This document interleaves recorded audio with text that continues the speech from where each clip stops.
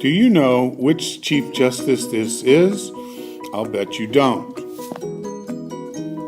This is our 16th Chief Justice, William Rehnquist, who is remembered as one of the most successful Chief Justices of the Supreme Court.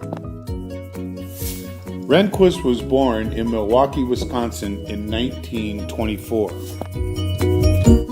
Rehnquist's parents were William Benjamin Rehnquist, a conservative Republican that was a sales manager for a printing equipment and paper sales office, and his mother was Marjorie Peck Rehnquist, who was a director for a small insurance company and a local civic activist. Rehnquist graduated from Shorewood High School and briefly attended Kenyon College for one semester. He then joined the U.S. Army Air Forces during World War II, where he never saw any combat, but was stationed in North Africa as a weather observer. After the war, Rehnquist attended Stanford University, where he received a Bachelor of Arts and a Master of Arts in Political Science. Rehnquist then attended Harvard University, where he received another Master of Arts in Government. Eventually, Rehnquist returned to Stanford and graduated from the Stanford Law School, where he met Sandra Day O'Connor, who would later serve on the Supreme Court with him, and during their time at Stanford, they briefly dated. After 16 years in private practice, Rehnquist moved back to Washington, D.C. to serve as a Deputy Attorney General for the Justice Department when Richard Nixon won the presidency in 1968. Nixon eventually named Rehnquist as an Associate Justice on the Supreme Court. In 1986, when Chief Justice Warren Burger retired, Ronald Reagan named Rehnquist as Chief Justice of the Supreme Court. Rehnquist, as a controversial conservative justice, ruled on several landmark cases, including Texas versus Johnson, Kelo versus City of New London, and Roe versus Wade, where he wrote a dissenting opinion on the majority decision to make abortion legal.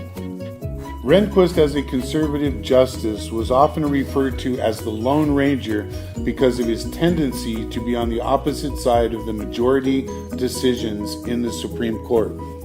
After 33 years in service in the Supreme Court, Rehnquist was diagnosed with thyroid cancer but refused to retire and remained Chief Justice until his death in September 2005. What would you think of a person who burns the flag?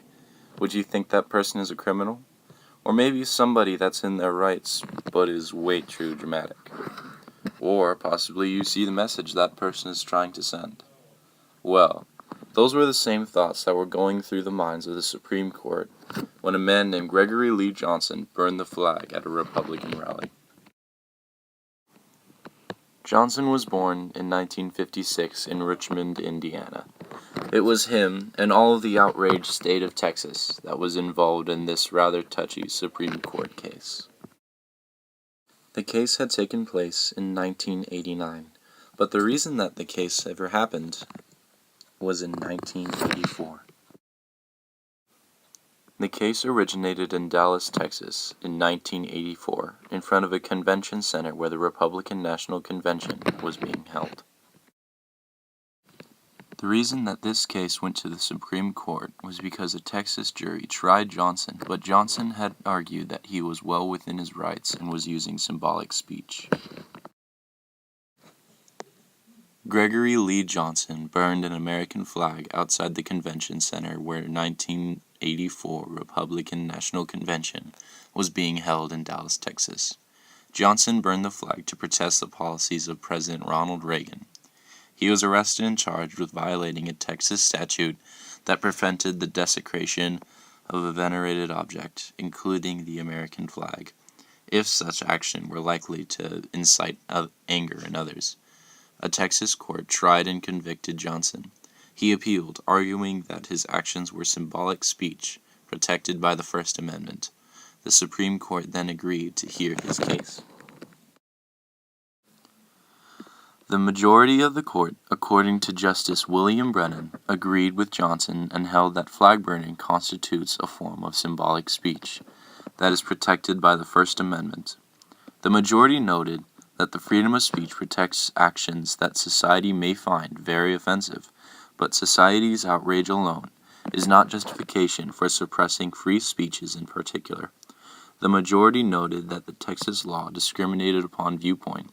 Although the law punished actions, such as flag burning, that might arouse anger in others, it specifically exempted from prosecution actions that were respectful of venerated objects, like burning and burying a worn-out flag. The majority said that the government could not discriminate in the matter of based solely upon viewpoint.